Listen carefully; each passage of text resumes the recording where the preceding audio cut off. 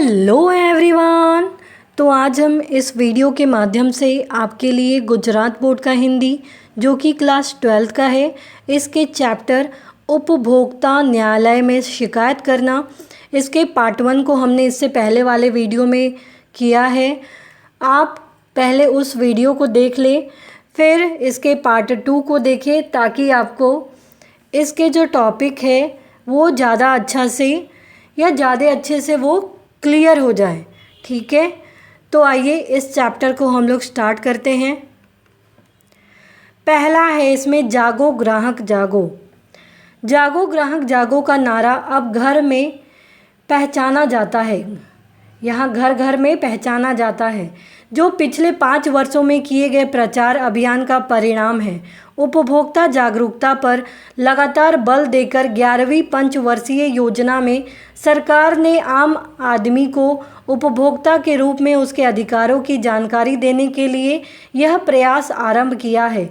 उपभोक्ता जागरूकता योजना के भाग के रूप में ग्रामीण और दूर दराज के इलाकों को सर्वोच्च प्राथमिकता दी गई है। सरकार ने जागरूकता पैदा करने के लिए अनेक चैनलों का इस्तेमाल किया है, जिसमें शामिल है प्रिंट मीडिया, विज्ञापन, ऑडियो अभियान, वीडियो अभियान इत्यादि।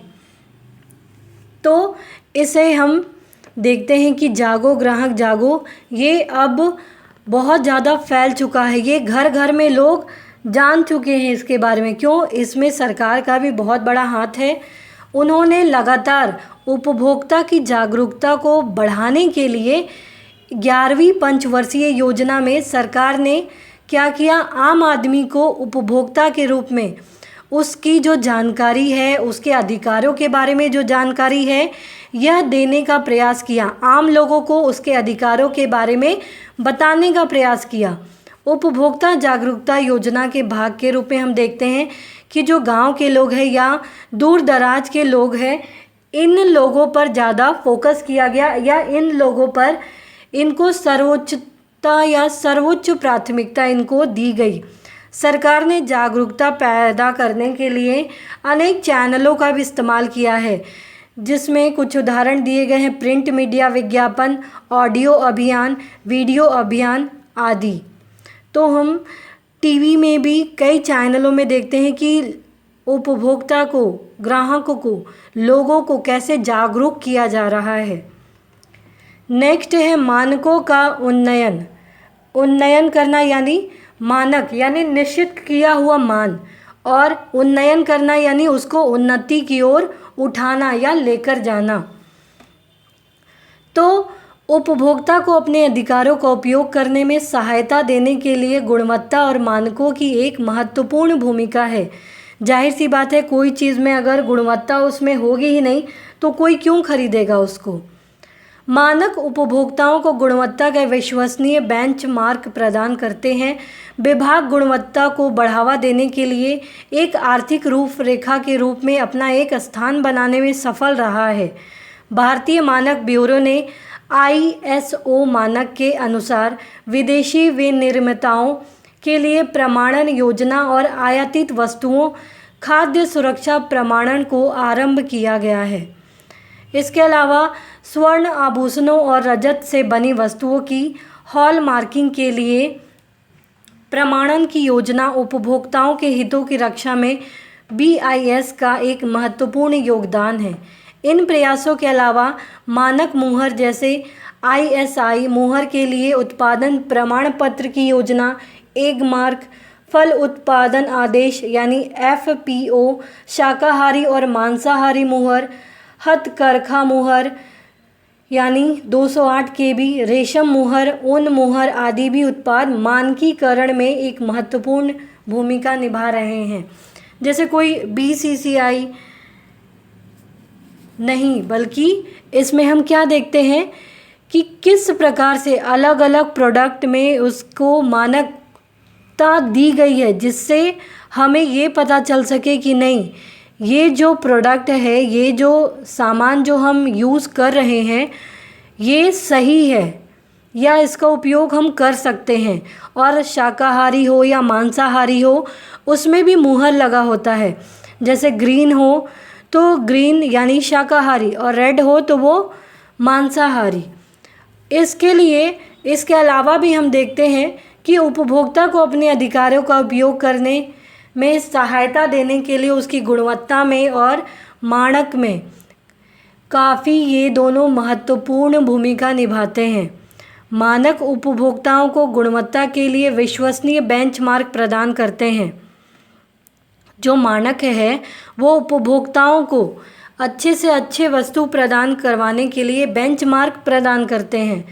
उसके गुणवत्ता को कैसे परखा जाए, उसको मानक ब्यूरो ने जैसे ISO मानक के अनुसार जो विदेशों से सामान आते हैं उसके लिए प्रमाण योजना बनाई है, या बाहर से जो वस्तुएं आ रहे हैं जो खाद्य सुरक्षा या खाद्य सुरक्षा प्रमाणन को आरंभ किया है, या फिर स्वर्ण आभूषण में हम देखते हैं सोने में या चांदी में, रजत यानी चांदी में हॉलमार्किंग का प्रमाण के रूप में उपयोग किया जाता है, तभी हम उसमें विश्वास करते हैं। या इसके अलावा हम देखते हैं कि प्रमाण पत्र की योजना, कोई भी उत्पादन प्रमाण पत्र की योजना, या एग मार्क, या फल उत्पादन आदेश, शाकाहारी मांसाहारी मुहर, हथकरघा मुहर, रेशम मुहर, ऊन मुहर आदि अनेक मानकीकरण इसमें महत्वपूर्ण भूमिका निभाते हैं। नहीं तो कोई ये खरीदेगा ही नहीं जब तक उसको कुछ प्रूफ नहीं दिया जाएगा कि हाँ ये वाकई अच्छा है। कैसे आवेदन करें? उपभोक्ता अदालत में आप सादे कागज़ पर लिख कर भी शिकायत दर्ज करा सकते हैं। अपनी शिकायत आवेदन पत्र में विस्तृत रूप से लिख दें। उपभोक्ता मामले की शिकायत या सुनवाई के लिए वकील करना जरूरी नहीं है, आप खुद ही अपना पक्ष रख सकते हैं। इसके अलावा व्यस्तता अथवा किसी अन्य कारण से सुनवाई में नहीं जा पा रहे हैं तो कोई परिचित या रिश्तेदार भी आपका प्रतिनिधित्व कर सकता है। इसके लिए न्यायालय में एक प्राधिकार पत्र प्रस्तुत करना पड़ता है। इसके अलावा वैसे अपना पक्ष रखने के लिए वकील भी किया जा सकता है। अब इसमें कहा गया है कि अब हम आवेदन एप्लीकेशन कैसे लिखें, इसको कैसे दें। तो उपभोक्ता अदालत में एक सादे ब्लैंक कागज़ पर भी हम शिकायत दर्ज करा सकते हैं लिखकर कि क्या हमारा शिकायत है, और अपने शिकायत को आवेदन पत्र में पूरे डिटेल से लिखकर दे सकते हैं। अगर शिकायत या सुनवाई करने में हम किसी की हेल्प चाहते हैं या वकील रखना चाहते हैं तो वो भी रख सकते हैं, और अगर नहीं रखना चाहते हैं तो खुद का पक्ष, अपना पक्ष हम स्वयं भी रख सकते हैं। और किसी कारण से कोई काम पड़ जाने से या बिज़ी होने के बाद अगर उस कार्रवाई में या सुनवाई में नहीं जा पाते हैं तो अपने किसी परिचित व्यक्ति को जिससे जान पहचान है या हमारे रिश्तेदार में से किसी एक को अपना प्रतिनिधित्व बना सकते हैं कि हमारे बदले ये हमारा काम करेगा। इसके लिए न्यायालय में एक प्राधिकार पत्र होता है, उसे हमें प्रस्तुत करना पड़ता है लीगली रूप से कि ये हमारे लिए प्रतिनिधि के रूप में कार्य करेगा। वैसे अपना पक्ष रखने के लिए वकील भी हम कर सकते हैं। आवश्यक दस्तावेज क्या क्या लगेंगे?